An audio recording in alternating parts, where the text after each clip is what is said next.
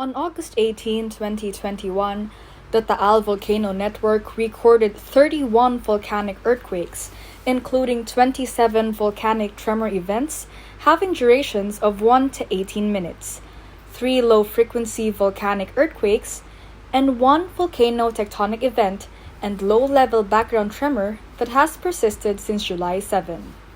Activity at the main crater was dominated by upwelling of hot volcanic fluids in its lake, which generated plumes of 2,400 meters tall that drifted southeast and southwest. Sulfur dioxide emission averaged 6,265 tons a day on August 17.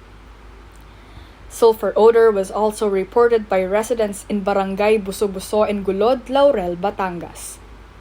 Based on ground deformation parameters from electronic tilt, continuous GPS and INSAR monitoring, Taal Volcano Island has begun deflating in April 2021, while the Taal region continues to undergo very slow extension since 2020.